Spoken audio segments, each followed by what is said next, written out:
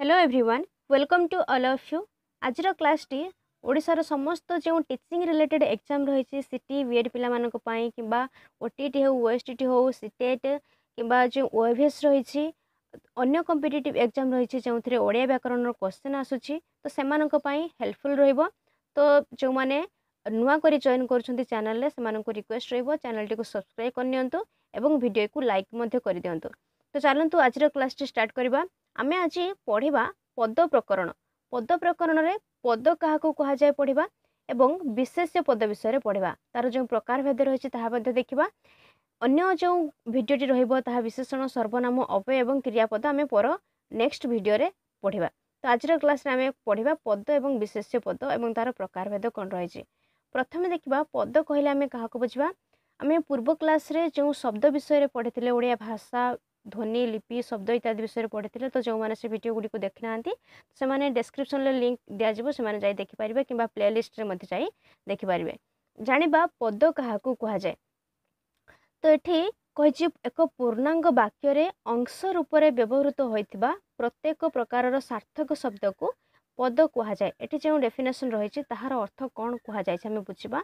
तो ये उदाहरण मध्यम भल भाव में बुझीपर। तो ये जो दुईटी उदाहरण नि दुईटी वाक्य नि प्रथम जो क ख वाक्य रही कौन रही आम देखा लागे माछ नई भल देन रही माछ सुआद पोखरीर भारी एहा।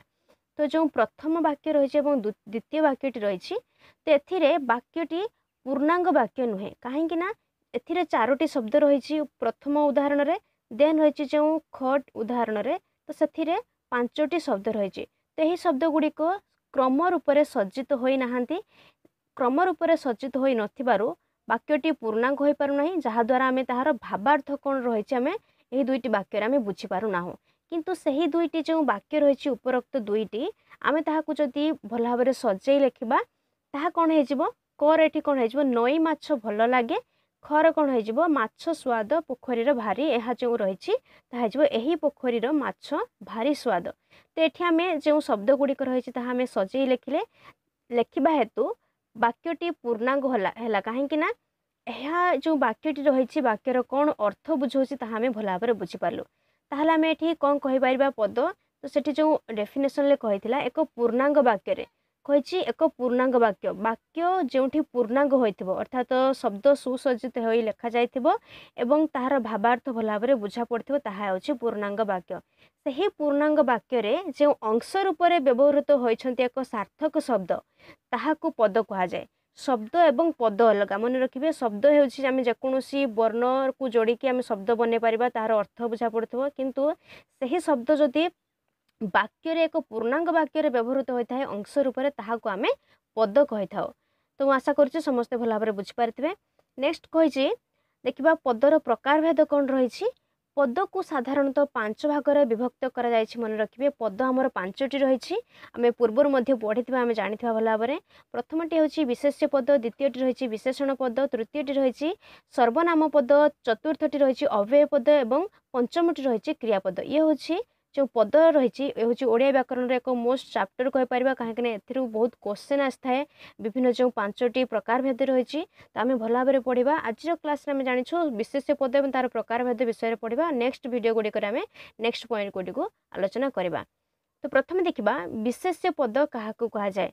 तो तार डेफिनेशन रही वाक्य रे व्यवहृत जो पद कौन सी संज्ञा बा नाम को बुझाई था ताहाकु विशेष्य पद कहुए। तो नोट मध्य करें से कौन विशेष्य पद क्या कहुए जेकोसी वाक्य जो व्यवहृत होती पद तो ताहा कौन सी संज्ञा जदि नाम को बुझाई था ताहले आमे ताहाकु विशेष्य पद कहवा। उदाहरण मध्यम आम भल भाव में बुझा। प्रथम एग्जांपल रही महानदी ओडिशार गंगा देन रही गछ काटिबा मनीष काल हे। जो प्रथम उदाहरण रही महानदी एक नदीर नाम को बुझाऊँ ओडिशा ये हूँ एक जोटा कि राज्य। देन रही गंगा ये एक नदीर नाम को बुझाऊँ एक संज्ञा। देन रही गछ बसवा काशिबा एक क्रियार नाम को दया क्षमा करुणा त्याग मैत्री इत्यादि हूँ एक गुण। तो ताहले आम विशेष्य पद क्या कहवा तो विशेष्य पदर प्रकार भेद रही आम पर जाना तो कहे कौन संज्ञा बा नाम को बुझाई थाए ताहले महानदी जो नामवाचक हो कि जातिवाचक हो कि जो क्रिया हो कि अन्य जो गुण रही तो ताहाकू एक नाम को बुझाइले ताहाकू विशेष्य पद कहुब। तापर देखा विशेष्य पदर कौन प्रकार भेद रही विशेष्य पद को मन रखिए 5 भाग में विभक्त कराई। प्रथमटी हूँ नाम बा संज्ञावाचक विशेष्य पद, देन रही जातिवाचक विशेष्य पद, तृतीयटी हूँ वस्तुवाचक विशेष्य पद, चतुर्थटी हूँ गुण बा अवस्थावाचक विशेष्य पद, देन रही क्रियावाचक विशेष्य पद। यही 5टी विशेष्य पद रही नामवाचक, जातिवाचक, वस्तुवाचक, गुण बा अवस्थावाचक एवं क्रियावाचक। प्रथम आम पढ़ा नामवाचक बा संज्ञावाचक विशेष्य क्या कहुए तो यार नाम हूँ नाम बा आम आपको संज्ञा बोली कहीपर जार डेफिनेशन रही निर्दिष्ट रूपे अनेक गोटिकर संज्ञा बा नाम को बुझाइले ताहाकू नामवाचक विशेष्य कहुए। कौन एक वाक्य जो आमर गोष्ठी रही से जाति बा गोष्ठी एक निर्दिष्ट नाम बा संज्ञा को बुझाइले ताहाकू आम नामवाचक विशेष्य कही था। तो उदाहरण माध्यम बुझा भल भाव में प्रथमटी रही महानदी परी बैतरणी ब्राह्मणी ओडिशा रे आउ दुईटी बड़ नदी जो ब्लैक रे लिखा जाइए जोटा कि महानदी बैतरणी ब्राह्मणी ये होती समस्त गोटे गोटे नदी ताहले ये होती पर्टिकुलर एक नाम को बुझाऊँ नदीर नाम को जदि आम कहवा नदी ताहा हो एक समष्टि रूप से जाति रूप से किंतु विभिन्न प्रकार नदी रही से महानदी हो बैतरणी हो ब्राह्मणी हो तो सब नदी रही तेणु माने नदीर नाम को बुझाऊ माने समस्त नामवाचक बा संज्ञावाचक विशेष्य पद अटंती। देन अच्छी निम्ब बेल साहाड़ा गछ को पूजा करा जाए। जदि आम कहवा गछ गछ कहले विभिन्न प्रकार गछ रही तो जेकोसी गचर आम नाम नहीं पारिबा जेपरि भाव में उदाहरण नि निम्ब बेल साहाड़ा गछ ये पर्टिकुलर एक नाम को बुझाऊँ बा गचर नाम को तो से नामवाचक विशेष्य होइछि।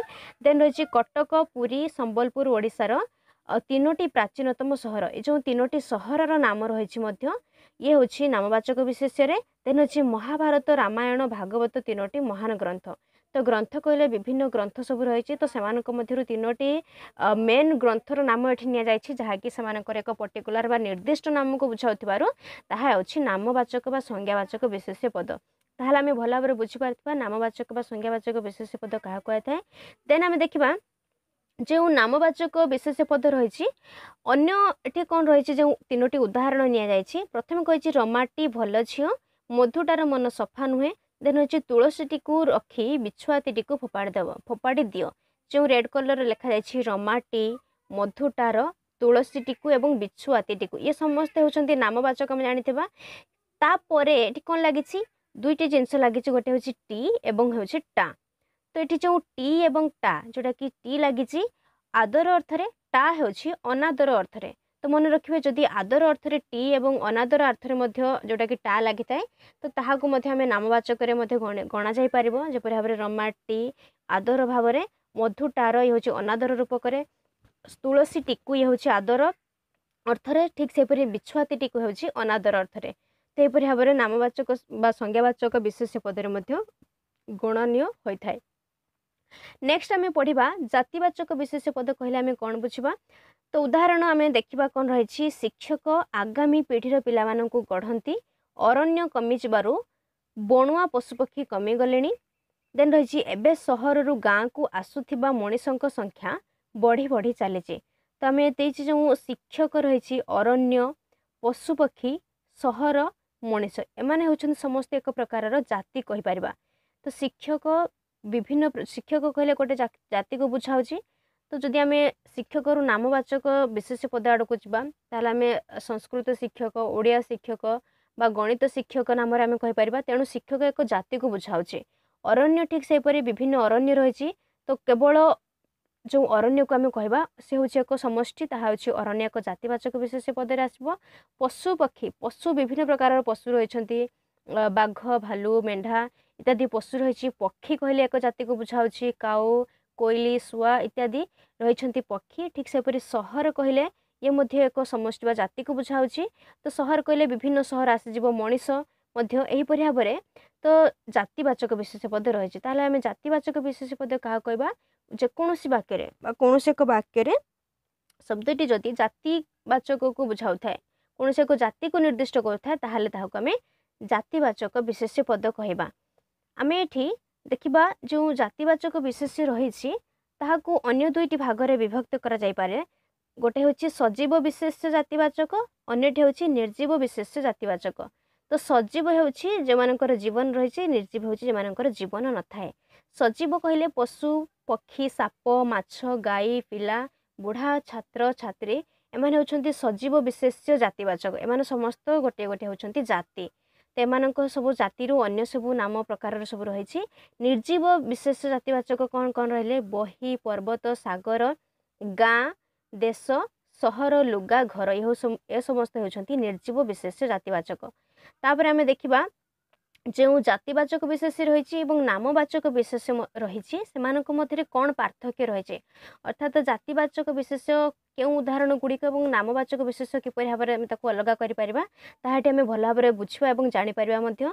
प्रथम उदाहरणटी रहिछि बही। बही हेउछि जातिवाचक विशेष्य। बही कहिले आमे जेकोनोसी बही मध्य कहि परिबा तार नाम मध्य नै परिबा जेपरि बही मध्य गोटे नाम नेले भागवत अन्य मध्य नहीं पारिबा महाभारत नहीं पारिबा भगवत गीता नहीं पारिबा कुरान नहीं पारिबा अन्य जेकोसी बहीर नाम मध्य नहीं पारिबा। ताहले बही होछि एक समष्टि बा जाति को बुझाउछि। बही जेकोसी बहीर आमे जो नाम नेउछु ताहा होछि नामवाचक विशेष्य। कवि कवि मध्य बहुत अछंती तो सेमानक मध्य आमे राधानाथ कहि परिबा गोपबंधु दास कहि परिबा जोटा कि फकीरमोहन सेनापति इत्यादि रहिछंती कवि सेमानक नाम मध्य नै परिबा। ताहले कवि हेउछि जातिवाचक विशेष्य जो कवि रहिछंती सेमानकर नाम आमे नेउछु निर्दिष्ट रूप रे ताहा होछि नामवाचक विशेष्य। ठीक सेपरि भाषा हेउछि एक ब्रॉड रूप रे रहुछि जोटा कि भिन्न प्रकार भाषा रहिछि ओडिया हेउ हिंदी हेउ इंग्राजी हेउ ये समस्त भाषा। देन रहिछि मंदिर जदि जातिवाचक हुए श्रीमंदिर बा शिव मंदिर विष्णु मंदिर लक्ष्मी मंदिर ये समस्त होचंती नामवाचक विशेष्य। ठीक सेपरि नदी नदी कहले विभिन्न प्रकार नदी रहिछि गंगा नदी महानदी बैतरणी इत्यादि सब नदी रहिछि। ठीक सेपरि देवता देवता एक जातिवाचक विशेष्य रहिले ताहार नामवाचक विशेष्य आमे विभिन्न प्रकार जो देवता रहिछंती सेमानक नाम आमे नै परिबा जगन्नाथ हेउ विष्णु हेउ ब्रह्मा हेउ इत्यादि रूप में। ताहले आमे भल भाबरे बुझी पारिथिबा जातिवाचक विशेष्य कोन एवं नामवाचक विशेष्य कोन। जातिवाचक विशेष्य होछि एक ब्रॉड रूप में अर्थात एक समष्टि बा जाति रूप में रही थाए। तो सेथिरु जो सेमाने जो गोष्ठी रही थांती अर्थात जो सेमानक भितर जो माने इनक्लूड था ताहा होछि नामवाचक विशेष्य जाहाको आमे निर्दिष्ट रूप में निर्दिष्ट नाम रे आमे परिचित करिथाउ। तो एठी आउ किछि नामवाचक बा संज्ञावाचक विशेष्य पद रहिछंती जो माने जातिवाचक विशेष्य पद रूप में गणा जाय थांती। तो एठी हमें जो उदाहरण गुड़िक रही माने समस्ते नामवाचक बा संज्ञावाचक विशेष्य पद होइथिले मध्य ताहा किपरि भाबरे जातिवाचक विशेष्य पद रूप में होइछंती ताहा हमें देखिबा। मन रखिबे एठी जो जहा सहित आमे तुलना करूछु तो ताहाको बा सेहिठार आमे जो नामवाचक रहिछि ताहाको आमे जातिवाचक बोली कहि परिबा। तो उदाहरण माध्यम आमे बुझिबा भल भाबरे। प्रथम उदाहरण रहिछि महानदी ओडिसार गंगा। महानदी ओडिसार गंगा तेठी महानदी को कहा सहित तुलना करा अछि ना गंगा सहित तुलना करा अछि। गंगा हेउछि एक नामवाचक विशेष्य पद किंतु गंगा सहित एठी तुलना करा जाउथिबारु आरोप करा जाउथिबारु ताहा एठी नामवाचक संज्ञा नामवाचक विशेष्य पद न होई जातिवाचक विशेष्य पद होई जिवो जाहाकि नियम कहूछि। नेक्स्ट रहिछि सरोजिनी भारतर नाइटिंगेल। तो एथिरे मध्य नाइटिंगेल सहित तुलना कराइछि बा आरोप कराइछि तेणु एहा नामवाचक बा संज्ञावाचक न होई जातिवाचक विशेष्य पद रे परिगणित होइछि। नेक्स्ट रहिछि अमेरिकार गांधी हेउछंती मार्टिन लूथर। ठीक सेपरि गांधी राधानाथ आम साहित्यर वर्ड्सवर्थ से होछंती। देन रहिछि गंगाधर ओडिसार कालिदास मु केते बारबाटी कथा एमिति जानिछि। तो एहिपरि भाबरे गांधी वर्ड्सवर्थ कालिदास बारबाटी तेमानक सहित तुलना करा जायथिबारु एवं एमानक सहित आरोप करा जायथिबारु एमाने नामवाचक संज्ञा परिवर्ते जातिवाचक संज्ञा रे परिणत होइछन्ति। मन रसेन अधिक पचार था एग्जाम रे तो भला भाबरे ध्यान देबे जोटा कि नामवाचक बा संज्ञावाचक पद को जदि आमे तुलना करिथाउ बा आरोप करिथाउ ताहले सेठी ताहा परिवर्तन होई जातिवाचक विशेष्य पद रूप में गणा जाय थाए। तापर आमे देखिबा वस्तुवाचक विशेष्य पद कहा कहबा वाक्य रे जो विशेष्य पद कोनोसी निर्दिष्ट वस्तुर नाम को बुझाय ताहाकू वस्तुवाचक विशेष्य कहा जाय। वस्तु हेउछि बा वस्तुवाचक विशेष्य होची वाक्य कौनसी जो विशेष्य पद रही जदि निर्दिष्ट वस्तुर नाम को बुझाता ताहाको आमे वस्तुवाचक विशेष्य कहबा। तो ये उदाहरण रही ता आखिरु लुह नुहे रक्त झरुछि, नई बंधरे माटी पड़ुछि परे पत्थर बिछा जीव, सुना केबे भी तंबा हुएनी कि माटी हुए ना। सुना मध्य एक वस्तुवाचक विशेष्य आसीजिव। तो कही जो लुह रक्त माटी पत्थर सुना तंबा माटी, तो एमाने समस्ते होछंती गोटे गोटे वस्तुवाचक विशेष्य कहीं एमाने एक निर्दिष्ट वस्तुर नाम को बुझाऊ थांती एवं एमानंकु जते आमे भांगिले बा जते आमे खंड खंड कले मध्य आमे सही अबिकल भाव में मूल पदार्थ को आमे पाइबा, तेणु एमानंकु वस्तुवाचक विशेष्य कहा जाय थाए। तापर देखिबा वस्तुवाचक जो विशेष्य रही जातिवाचक विशेष्य रही सेमानंक मध्य कौन तफात रही। जदि आमे काठ नेबा उदाहरण रूप में वस्तुवाचक विशेष्य रूप में कहीं काठ को आम जिते भी भांगिले खंड खंड कले आम काठ रूप में ही पाइबा। जदि काठ होची वस्तुवाचक विशेष्य काठरू तैयारी होता चौकी होची जातिवाचक विशेष्य। पुणी चौकी रही काठ चौकी आराम चौकी लुहा चौकी इत्यादि रूप में रही एमाने समस्ते आसीजे जातिवाचक विशेष्य। देन रही सुना, सुना होची वस्तुवाचक विशेष्य कहीं आम सुना को जिते खंड खंड कले से सुना ही आम पाई था। सुनार निर्मित हार होची जातिवाचक विशेष्य, से सुना हार हो मुक्ता हार गंठी हार नक्षत्र हार इत्यादि सब जातिवाचक विशेष्य आसीजे। देन अच्छी माटी, माटी हूँ वस्तुवाचक विशेष्य होला बेले कंढे हूँ जातिवाचक विशेष्य। से माटीर कंढे हो अन्य कंढे जो रही जातिवाचक विशेष्य। देन अच्छी लुहा, लुहा हूँ वस्तुवाचक विशेष्य, ताहाकू जदि आम जातिवाचक विशेष्य करबा लुहार निर्मित होता कबाट झरका इत्यादि ताहा हूँ जातिवाचक विशेष्य। देन रही पत्थर, पत्थर को जिते खंड खंड कले भांगिले पत्थर ही आमको मिलता है। पत्थर निर्मित होता मूर्ति ये हूँ जातिवाचक विशेष्य। मूर्ति विभिन्न प्रकार रही दुर्गा मूर्ति हो गणेश मूर्ति हो इत्यादि समस्त जातिवाचक विशेष्य। तो ये क्वेश्चन आसता है भल भाव में मन रखिए। तापर कही गुणवाचक विशेष्य कहले आम कौन बुझा। गुणवाचक विशेष्य बा आपको आम अवस्थावाचक विशेष्य कही था। अर्थात गुणवाचक अथवा अवस्थावाचक दुईटी रही। तो वाक्य जो विशेष्य पदटी कौन सी निर्दिष्ट गुण हो किंबा अवस्थार नाम को जब बुझाई थाए ताहाको आम गुणवाचक अथवा अवस्थावाचक विशेष्य पद बोली कही था। तो ये उदाहरण माध्यम जो लिखा जाए प्रथम उदाहरण रही कपोत निरीहता व मयूर सौंदर्यर प्रतीक।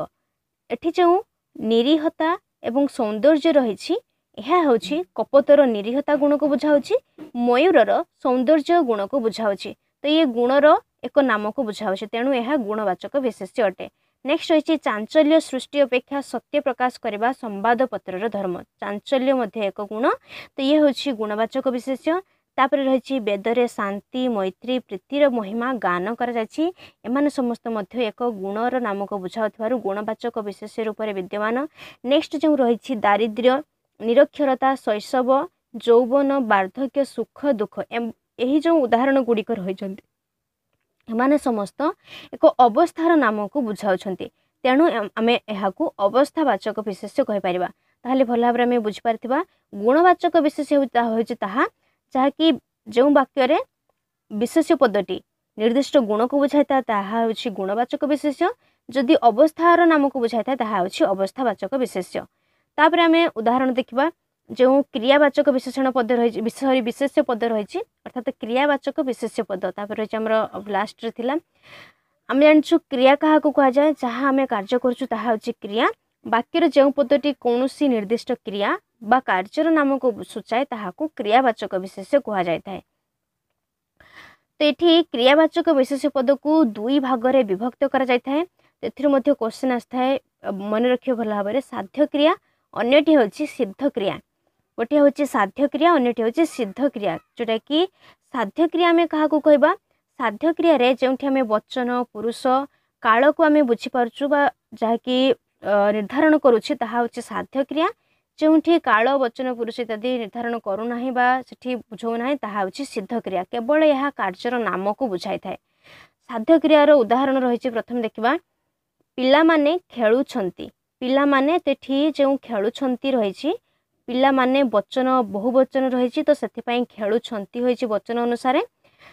तापरे जो वर्तमान काल मध्य रही किंतु सिद्ध क्रिया सही उदाहरण टी आम जदि देखा पिला मानकर खेल चली तो ये केवल खेल चली माने जो कार्यर नाम को एठी बुझाउछि खेल चली तो एठी कोनोसी जो रही तार काल वचन पुरुष इत्यादि को बुझाऊ नाही। देन रही सत्य खाइला तो ये मध्य साध्य क्रिया होता बेले जदि आम सिद्ध क्रिया को कहबा खाइबाटा सत्यर भल है खाइला हूँ साध्य क्रिया सिद्ध क्रिया हो तार जो कार्य केवल कार्यर नाम हूँ खाइबाटा। देन अच्छी पंडा भागवत पढ़ुंट तो ये पढ़ा चली पंडांकर भागवत पढ़ा चली आम बुझीपार भल भाव साध्य क्रिया कौन साध्य क्रिया क्या कहुए सिद्ध क्रिया क्या कहुए। तापर आम देखा जो क्रियावाचक विशेष्य पद रही जातिवाचक विशेष्य पद रही तो से मध्य कौन तफात रही तो ये पार्थक्य क्यों दृष्टि जना दि जाऊँगी कहीं जोटा कि समानता रही तो से मध्य सामान्यतम कौन पार्थक्य रही ताहा सूचाऊँ जो क्रियावाचक विशेष्य रही जातिवाचक विशेष्य रूप में आम किपर भाव में नहीं पार। खेल हूँ एक क्रियावाचक विशेष्य रूप में जदि थाए जदि आम जातिवाचक विशेष्य करवा ताहले यही सब प्रत्यय रही अर्थात खेल धातु सहित आली प्रत्यय लगिले खेलाड़ी ये हूँ एक जातिवाचक विशेष्य। ठीक से पढ़ा एक क्रियावाचक विशेष्य हेले पढ़ा सहित आली प्रत्यय लगिले पढ़ाड़ी हूँ एक जातिवाचक विशेष्य। ठीक से नाच जदि क्रियावाचक विशेष्य हुए नाच युक्त आली प्रत्यय लगी नचाड़ी हूँ एक जातिवाचक विशेष्य पद। ठीक से रंधा हूँ क्रियावाचक थिला बेले रांध युक्त अणा प्रत्यय हो रांधणा हूँ एक जातिवाचक विशेष्य पद। तापर आम देखा अन्यान्य विशेष्य पद जो पूर्वर आम जो विशेष्य पदर प्रकार भेद 5टी देखिले ताहा हूँ मेजर 5 टाइप्स किंतु जो अन्यान्य विशेष्य पद रही तार प्रकार भेद रही इम्पोर्टाट तो ए क्वेश्चन आसता है सरल विशेष्य एवं यौगिक विशेष्य एक विशेष्य प्रकार भेद रही सरल विशेष्य एवं यौगिक विशेष्य। सरल विशेष्य क्या कहबा यौगिक विशेष्य क्या कहबा मन रखिए सरल विशेष्य हूँ सामान्य मात्र एक विशेष्य जहाँकि गोटे शब्द लिखा जाता है गोटे विशेष्यर उद्दिष्ट थाए किंतु यौगिक विशेष्य ये दुईटी विशेष्यर उद्दिष्ट थाए जोटा कि पाखापाखी भाव में लिखा जाए जपरी उदाहरण ये नि शीत पड़ाणी शीत हूँ एक सरल विशेष्य रूप में व्यवहृत होता बेले शीत काकर ये जोड़ी जोड़ी लिखा जाए जोटा कि यौगिक विशेष्य। तो शीत हूँ सरल विशेष्य है बेले जो शीत काकर हूँ यौगिक विशेष्य। ठीक से पानी भल अच्छी पानी थिला बेले पानी पाग लेखा ये कौन हो लेखा जोखारे लेखा हूँ सरल विशेष्य है बेले लेखा जोखारे जोटा कि जोड़ी जोड़ी लिखा जाए ये लेखा और जोखा दुईटी जाक विशेष्य पद जोड़ी होकर लिखा जाए जहाँकि यौगिक विशेष्य। ठीक से ताकू दाना मिलला ताकू दाना कना मिलला कि तो ये हूँ कौन सरल विशेष्य और यौगिक विशेष्य उदाहरण। अन्यान्य कौन विशेष्य पद रही है देखा प्रथम रही प्राणीवाचक बा सजीव विशेष्य कहीपर अन्यटी हूँ अप्राणीवाचक बा निर्जीव विशेष्य। प्राणीवाचक जोटा कि जहाँ जो मानकर जीवन रही हूँ प्राणी बा सजीव अप्राणी बा निर्जीव हूँ जो जीवन नाही। आम पूर्वर देखी मनुष्य पशु पक्षी जीवजंतु इत्यादि प्राणीवाचक आसीजे अप्राणीवाचक नदी घर पर्वत बही टेबुल। नेक्स्ट रही गणनीय विशेष्य और अगणनीय विशेष्य अर्थात आम गणिबा दृष्टि आम विशेष्य पद को दुईटी रूप में आम विभक्त कर गोटे हूँ गणनीय जहाँ को आम गणिपर अगणनीय जहाँ को आम गणिपर ना कही गोटे फल आम गोटे फल को फलटाए जड़े छात्र छात्रटीए चारोटी नड़िया हले बलद एम आम गणिपर किंतु अगणीय विशेष्य कौन जो रही निया पानी पवन बाली माटी आलोक विस्मय और आकाश एम आम गणी पारिबा नाही तेणु एमाने कौन होइजिबे ना अगणनीय विशेष्य पदरे परिणत होइजिबे।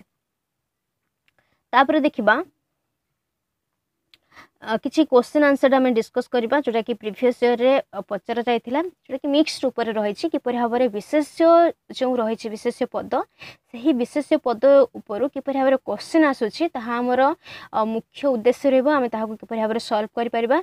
तो प्रथम क्वेश्चन रही गांधीजी सत्यर बाट देखाई रेखांकित पदटी क्यों प्रकार विशेष्य चिन्ह जो सत्य रही एक क्यों प्रकार विशेष्य ऑप्शन ए वस्तुवाचक बी क्रियावाचक सी गुणवाचक डी हूँ जातिवाचक। आम जानी सत्य हूँ एक गुण को बुझाऊँच ताहा एक गुणवाचक विशेष्य पद ताहले ऑप्शन सी हूँ राइट आंसर। नेक्स्ट क्वेश्चन रही भूल विशेष्य रूप खोजी चिन्ह एम क्योंटी विशेष्य रूप नुह दरिद्रता दारिद्र्यता दारिद्र्य दारिद्र्य मन रखिए सी जो ऑप्शन रही दारिद्र्य ये हूँ विशेष्य रूपर हूँ विशेषण रूप ऑप्शन सी हूँ एक भूल दरिद्रता दारिद्र्यता दारिद्र्य आम कहीपर विशेष्य रूप। नेक्स्ट क्वेश्चन रही रोगीटी जोर रे काशुछि एठारे विशेष्य पदटी को चिन्ह रोगीटी जोर रे काशुछि एमानक मध्यरु केउंटी नुह तेमानक मध्यरु जो विशेष्य पदटी कोन रही ना देखिबा काशुछि होछि एक क्रियापद जोर रे होछि से काशुछि रो एक विशेषण रही क्रिया विशेषण रूप में रोगीटी होछि एक विशेष्य पद ताहले हमर ऑप्शन ए होछि राइट आंसर रोगीटी। नेक्स्ट क्वेश्चन रही क्रियावाचक विशेष्य पद केउंटे माटी बही पढ़ा भद्रता क्रियावाचक विशेष्य पद केउंटे जोटा कि माटी होछि गोटे आसीजिव कौथिरे ना आमर वस्तुवाचक बही होछि जातिवाचक रे आसीजिव भद्रता होछि एक गुणवाचक रे किंतु पढ़ा होछि एक क्रियावाचक विशेष्य पद ताले ऑप्शन सी होछि राइट आंसर। नेक्स्ट क्वेश्चन रही शौखीन खाद्य एठारे खाद्य केउ प्रकार पद विशेष्य विशेषण सर्वनाम अव्यय तो विशेषण सर्वनाम अव्यय तीनोटी मध्य केउंटी नुह खाद्य होछि एक विशेष्य हम कहि परबा खाद्य विभिन्न प्रकार खाद्य मध्य रही ताहले होछि एक विशेष्य पद। तो यहपरि भाव में अन्य क्वेश्चन मध्य रही तो एमिक्स रूप 5टी क्वेश्चन रही तो आगु को मध्य आम जो रही जाइए विशेषण सर्वनाम अव्यय क्रियापद रही है भल भाव में आलोचना करवा प्रिवियस ईयर कौन क्वेश्चन रही है आम आने को चेष्टा करवा। जदि आज क्लास रे किसी हेल्पफुल होइथांती ताहले आम चैनल को सब्सक्राइब करंतु एवं वीडियोटी को लाइक करंतु कमेंट रे मध्य कमेंट करंतु जदि डाउट थिले एवं किपरि भाव में लागिला ताहा मध्य कमेंट रे जणाई परिबे। आज क्लास टी एट रोची थैंक यू।